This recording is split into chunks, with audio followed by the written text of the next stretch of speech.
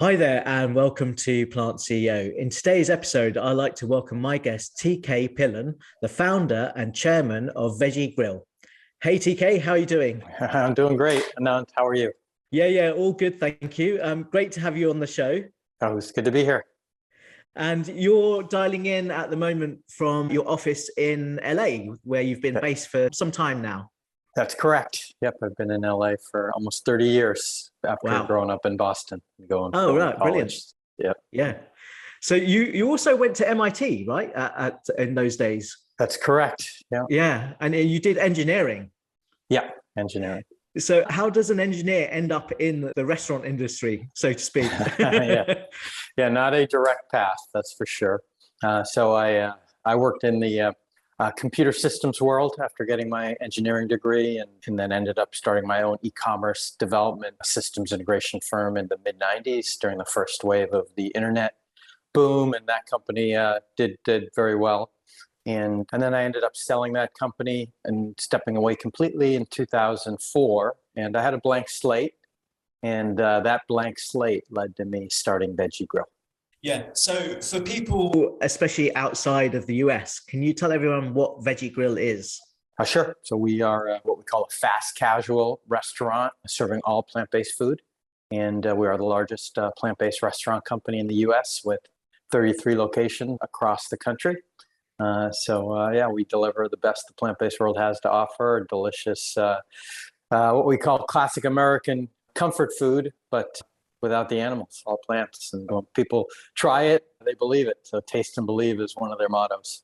So, did you always start as a completely sort of plant-based restaurant, or was it vegetarian for a while and then you transitioned? No, it was always plant-based. The vision was to show people how delicious plant-based foods could be, and because we're big believers in all the benefits, as I know you are, of plant-based foods, and that's what led to the initial vision and conception of Veggie Grill. That's amazing. So, and also amazing that you're already in 33 locations, mostly on the West Coast, and as far as I know, one in New York, in Manhattan. Which locations are you planning to expand to this year? Yeah, so we're going to continue to expand we have a new concept we launched, which is pure burgers and shakes called Standup Burgers. And so we're launching several of those, both in Los Angeles and New York. So those will be the newest locations. And what does that mean when you say pure burgers and shakes? Veggie Grill has a broader menu. It has sandwiches and bowls and salads. Oh, okay. And Right. during COVID, we actually forced us to innovate a bit and create a simpler model. And so we're really excited about that as well. We're still going to keep growing Veggie Grill, but Stand-Up Burgers allows us to go into smaller locations because it has a smaller menu, smaller kitchen, allows us to launch more quickly. And so we have 3 of them right now, 2 in Chicago, 1 in Berkeley. And so our goal for 2022 is to expand the footprint of Stand-Up Burgers, along with continuing to get all our Veggie Grills back to where they were pre-COVID. So would that sort of be like footprint wise, would that be similar space to what something like a Subway would require? A little bigger. It'll be more Yeah. your typical burger stand, burger joint. So we call ourselves the Vegan Shake Shack. Yeah, right. Yeah, I remember that one from a long time ago in New York. So yeah, they're quite popular, aren't they, those places? Yep. So Americans love their burgers and shakes, and so we're here to give them that experience without the animals.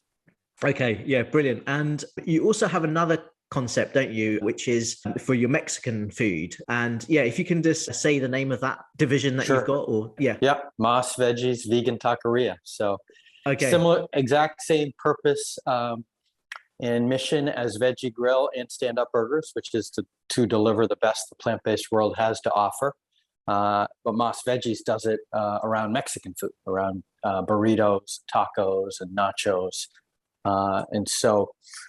Yeah, we're really excited about that as well, because when we started Veggie Grill, we had to have a broad menu and had to kind of be a little bit more general. And now the world's ready for pure vegan burger and shake restaurants and pure vegan Mexican restaurants. And so we had the core competency around both executing on the restaurant side, but also delivering around the best plant-based proteins and marinades and sauces. And so now we're doing that across 3 concepts. And so we're really excited about that platform and about our ability to really create a positive influence across the country and then hopefully across the world as well.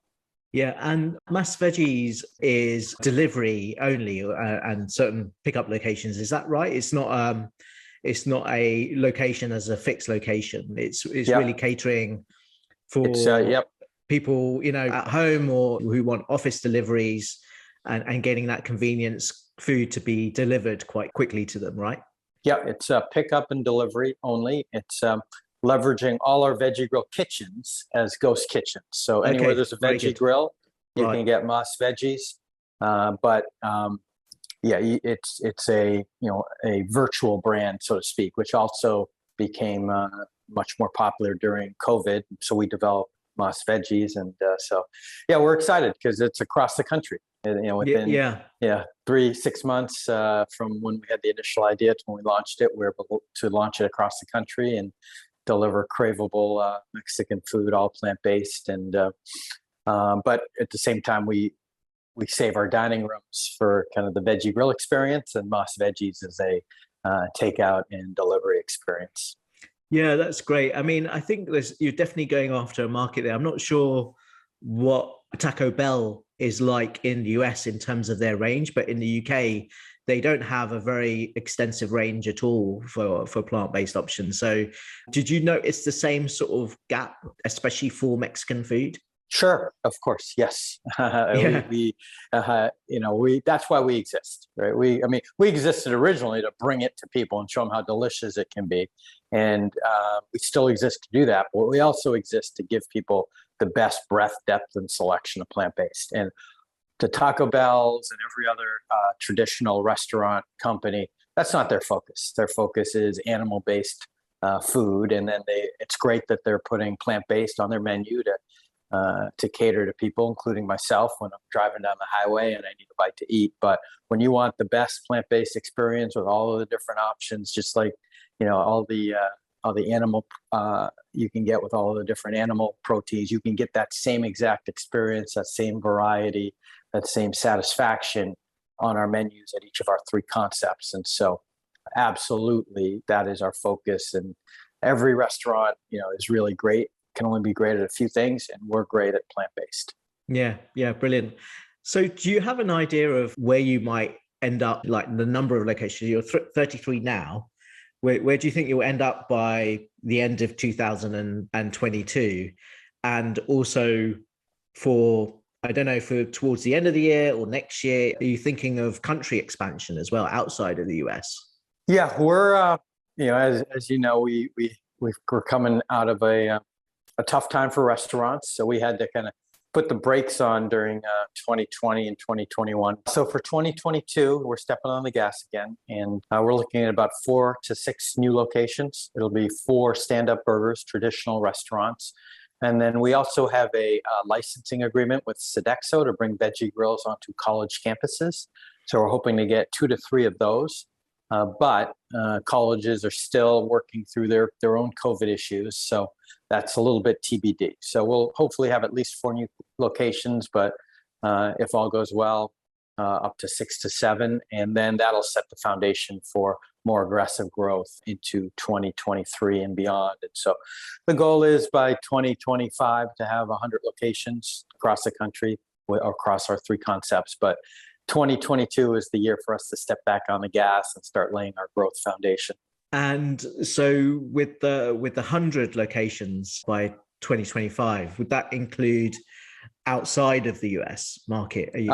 It could. It's not exact. It's not part of the specific plan to get to 100, but we're absolutely also talking to potential joint venture partners in other countries to bring Veggie Grill to those countries under a joint venture license agreement. But those take time. So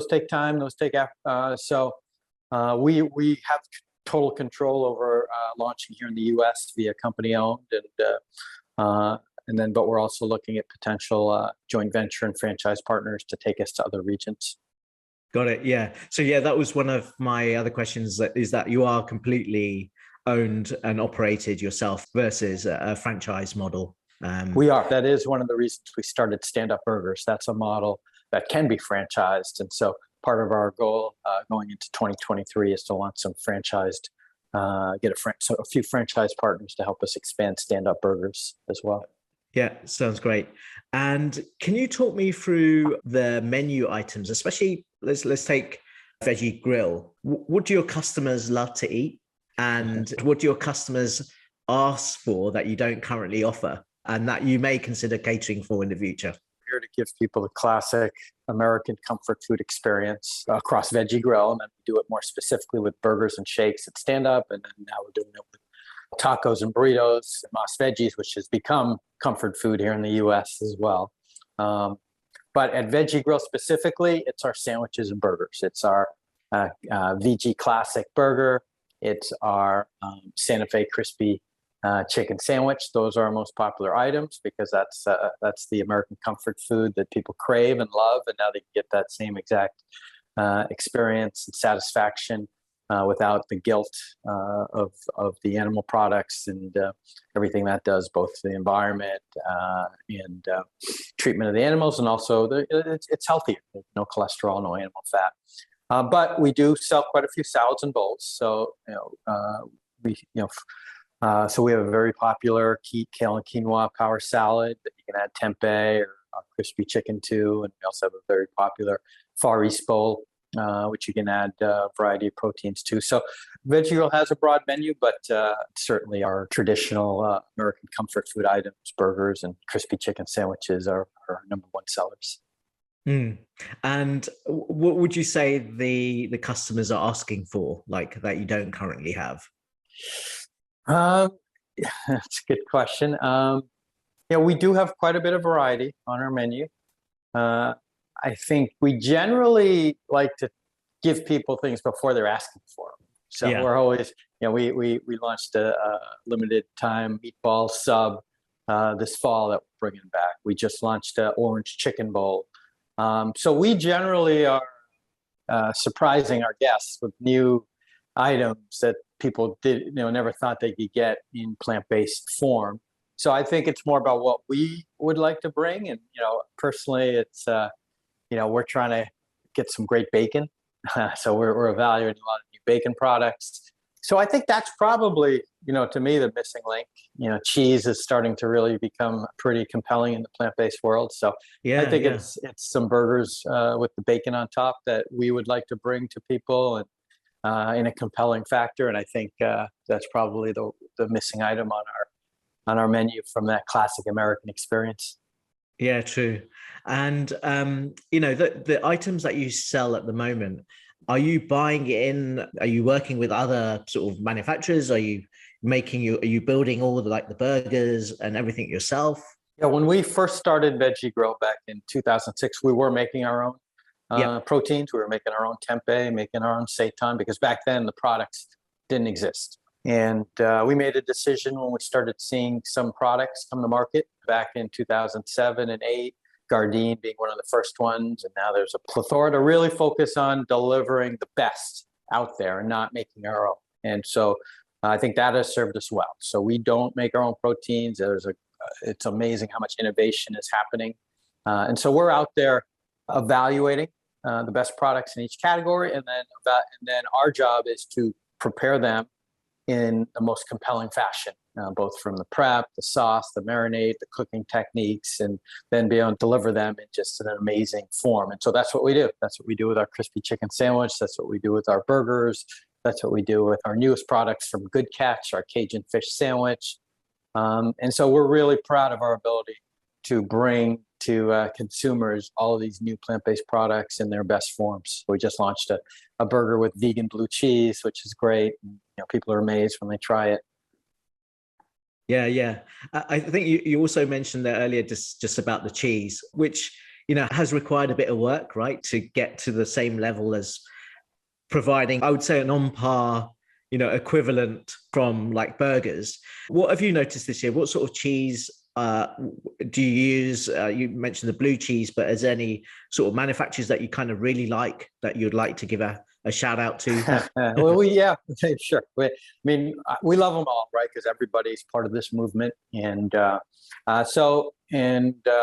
we've, some of the companies that probably have a soft spot in my heart because they were from the early days, really helped innovate the category, and we've used and continue to use are Daya Cheese, and then Follow Your Heart, and Chow Cheese from Field Roast, and then Miyoko's has some compelling cheeses for sure. So each cheese has its own best use, which is part of our value. Is we're out there figuring out each of these cheeses and where and how we best use them. Yeah, brilliant. And I'm sure we're going to get, even closer this year with the precision fermented sort of cheese products that are coming out, which will be, pretty a like on like sort of replacement, I would say. Yeah. So yeah, it's great to see the innovation that's happening, and so just need everybody to keep doing it. It's been a kind of a threefold game here. It's about consumers, continuing to embrace and help create the market, about entrepreneurs innovating, creating great products, and then the awareness that's being created by the the activists and the educators out there teaching people how great, all the benefits of eating plant-based foods. Totally. Yeah. And when it comes now to the larger chains, like, for example, McDonald's and KFC, obviously McDonald's have launched their McPlant, which is from Beyond Meat, and also KFC have launched their Beyond Meat vegan nuggets here also in the UK. What are your thoughts on the big players now catching up?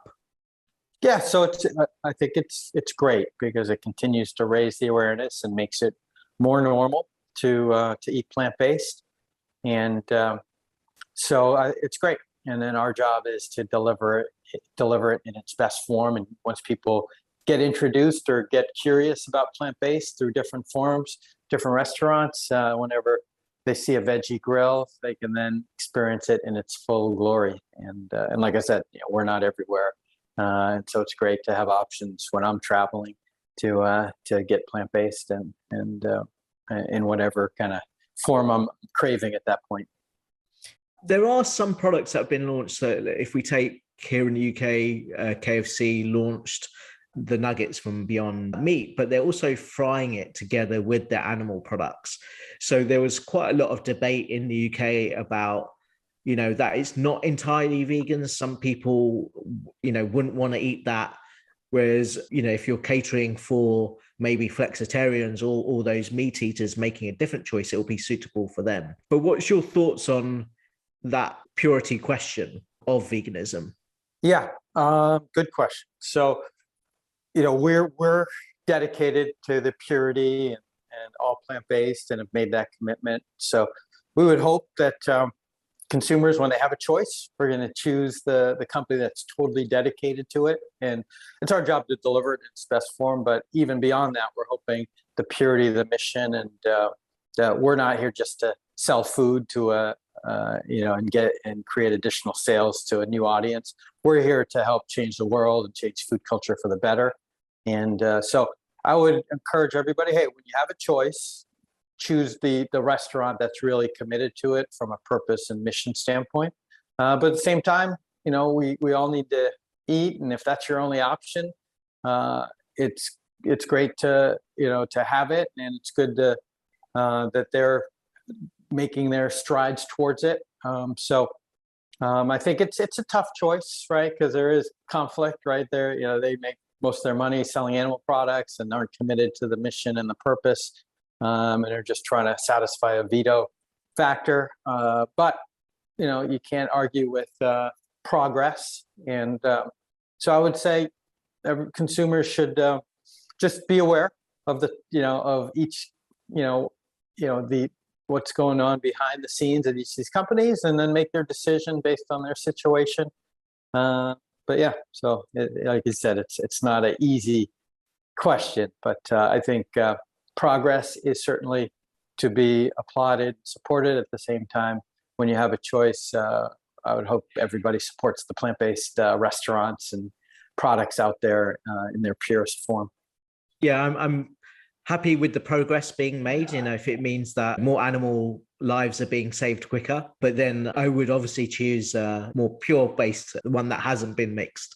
And in a similar grain, like if you were to look at the future of meat being cultivated, and there's lots of innovation and obviously regulation hurdles that need to be overcome. But would you ever consider selling cultivated meat at any of your restaurants? Yeah, that's a great question. We haven't had to make that decision yet because these products still aren't ready for market. Our mission is to help people begin, advance, and enjoy their plant-based journey and deliver the best the plant-based world has to offer. So that's our mission, but our overarching purpose is to change food culture for the better. It will be a big question, I think, that we'll have to address at some point, but we don't have to address it now. Good answer. play it safe for the moment. And what was your own journey in going plant-based and vegan? So when I had my blank slate after selling my technology company, I had a background, or actually my mother was a kind of a holistic dietitian, nutritionist, and was always helping to make me aware of food as medicine. And then I started looking at what was going on with health and wellness in the US, and decided that I wanted to create a business, my next business, to help make a positive change. And as I started diving into that, I really got honed in on dining out as such a big piece of American culture. And without great plant-based restaurants that deliver healthy, delicious, convenient food, that it would really be tough to change American food culture. And so I set out on this vision to really make it fun, friendly, and convenient. But when I started doing that research, I wasn't a plant-based eater. And I started diving into what is healthy, delicious, convenient food. And through my research, I became aware of all the benefits of plant-based. This was 2004. Data was just coming out there, and I was very open to it, given that my mother had always been telling me that I should eat less meat and some of the negative aspects of meat. But I grew up as in kind of mainstream American culture and had more of a standard American diet. But once the data, I saw the data, I was I always kind of think in the back of my mind wanted to become vegetarian and vegan. And once I saw some of that compelling nutrition data, I jumped in and I became a plant-based eater. I had great results. I lost 20 pounds. My cholesterol went from over 200 to under 140. I just felt great. And as part of that research, it really opened my eyes to all of the negative impacts of animal factory farming, the treatment of the animals. And people kind of don't dive into because they don't want to when they're eating meat. And so once you dive into it, I became really passionate, and then about launching Veggie Grill and helping more people discover how great plant-based foods could be, and really having the impact that I think we all know it can have. And then the environmental side of it also certainly became compelling as I started diving into my research. So I became a really committed plant-based eater within 6 months, and then within 12 months after that, we launched our first Veggie Grill based on a lot of passion and commitment, and then luckily putting the right pieces together. Going back to your mother there, where she was doing sort of holistic medicine, right, and nutrition, was she like an Ayurvedic practitioner, for example, or she was open to it all, right? And I saw, she was telling me about all the results she had treating certain patients and who were on drugs, and having them eat certain things, and showing how the food actually cured their illness. And that they didn't have to have the drugs. And then, she started getting into meditation and yoga and all that stuff.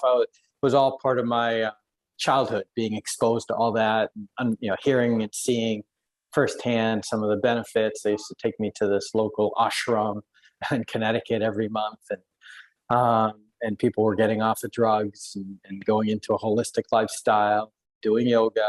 So I kind of always knew there was a different way. And so that really did kind of help me embrace plant-based eating.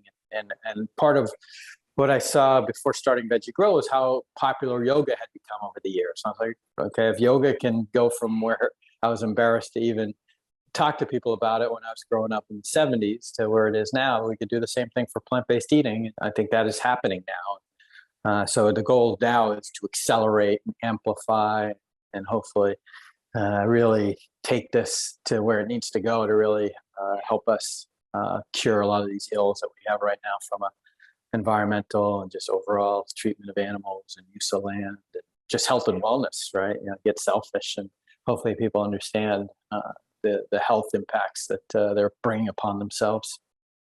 Yeah, and with you, both you and I being of an Indian heritage, Indians in general have a close affinity, obviously, to the cow. They consume tons of dairy. And you mentioned there about the ashrams, even, they'll be used to bathe the deities in milk.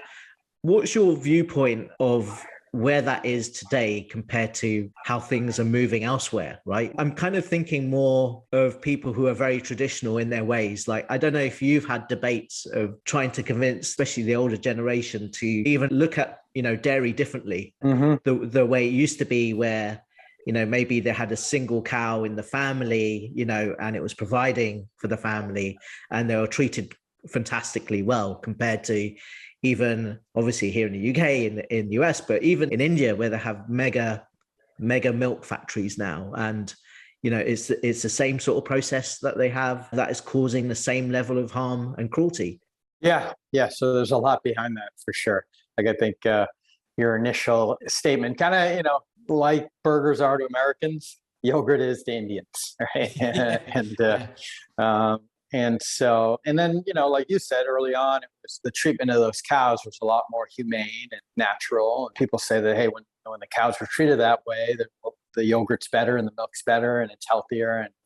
And but now there's a lot of industrialized production of those products. And so I think it's a similar process, hopefully, that will be accelerated in India, given what's happening with awareness. But, it's awareness. It's awareness and products. Great products that will substitute, and then kind of the activists and the educators that help make that change. But it'll take time for sure, just like it's happening here in the US. But it's going to be up to all of us, you and I and everybody out there that's trying to help change culture for the better, not only here, but across the world, to help people have that awareness and hopefully make better choices that support their values and in the future. And I guess countries are at different stages, right? How, I guess plant-based companies may communicate their message in the US will be very different of how it's done, say, in China or in India, for example. Mm-hmm. Mm-hmm. Yeah. So, we certainly need all of the innovation out there, from cultivated to fermented to plant-based, because there's so many different product categories and so many different viewpoints that we need to get them all out there and hopefully just replace this current system. That's ultimately what we need to do. Yeah. And your brand's goal is to make plant-based, very approachable, accessible, desirable. How are you planning to build out your brand, obviously in the US, and which audiences will you be focused on? Yeah. So it's been like any company and brand, you have to continue to adapt and evolve. And so we're doing the same. When we first launched Veggie Grill back in 2006, vegan was such a niche, controversial, almost polarizing term that we didn't use it, right? And we didn't even, plant-based people didn't even know what plant-based was. So we were just the Veggie Grill, vegetarian food that you just come try, taste to believe, won't believe how great it can be, right? And that's all we focused on. Just everything else was about just great food, and tried to, not emphasize anything about the vegan or the plant-based. And, people kind of knew it because we were the Veggie Grill. Well, today it's such a positive halo around plant-based that certainly we're adapting our overall brand and around that. And so we're now, the theme we're going with now at Veggie Grill is that we're getting ready to launch is plant-based party. We're throwing a plant-based party. Come to Veggie Grill, our menu's a plant-based party. It's fun. It's you're going to love it. You should be part of it. And so you're going to see that. And then we have the two new brands that, because they're new brands, they can come, without having to change anything. And just, Stand Up Burgers is about standing up for a better future. and standing up for your values, but at the same time having the freedom to enjoy a great burger and great shakes. And so we are much more kind of a little bit more vocal with Stand Up Burgers around, hey, why aren't you eating this way? There's no reason not to. The great burger and shake, and it happens just not to use any animals. And we can go after a younger audience who's already kind of much more into that message. More on the activism and the environmental side then, I guess, with that one. Yep. So that's what Stand Up Burgers, that's the brand essence of Stand Up Burgers, whereas Veggie Grill is meant to be a little bit more the Disneyland of vegan, vegetarian, of, hey, we're just trying to get people to come in and have a great time. And then hopefully they'll learn the benefit, feel better about it, and learn and make it more part of their lifestyle. And then Más Veggies is about great vegan Mexican food. It's about conscious food for Mexican food lovers, and really satisfying that need and craving. So it's a great question. Each brand has to really stand for something and build out a personality and messaging based on that. And we're excited about really, based on some new capital that we're able to deploy, we can really hopefully start reaching more people with those messages. Could you see Más Veggies also working in Mexico? Yeah. That is a good question, but not something we're going to need to focus on in the short term, because there's enough people here in the U.S. that love Mexican food that we're not reaching. And so the first goal is to reach as many people as we can here in the U.S. Yeah, got it. Awesome. And you're also the co-founder and partner at Power Plant Partners. And you've invested in companies, I guess, quite early stage into Beyond Meat and Ripple Foods, for example. Can you tell us a bit more about that venture arm and what sort of companies that you are looking to invest in, or what you think are the white spaces in the area at the moment? Sure. Yeah. So Power Plant Partners was developed back in 2015 when myself and one of my original co-founders at Veggie Grill, Kevin Boylan, we had been able to move into more of a board role at Veggie Grill. And we had a team, including a CEO, running the day-to-day of Veggie Grill. So it gave us more bandwidth, and being on the ground floor of this plant-based movement, seeing all the new great products coming to market, and needing capital and needing guidance to develop their brands.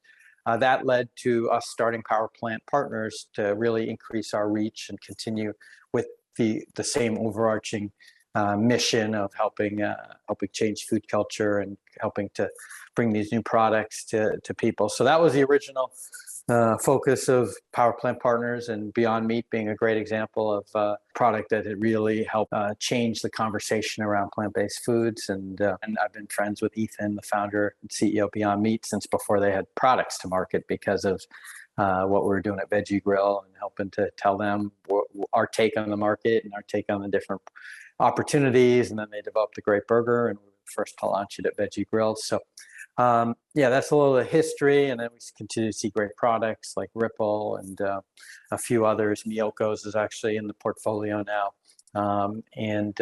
So today it's some of the new categories, right? Certainly Beyond and Apostle have done a great job on the burger category, but the cheese category continues to have opportunities, and that's why we invested in Miyoko's. We're certainly looking at some of the fermented and cultivated food products out there.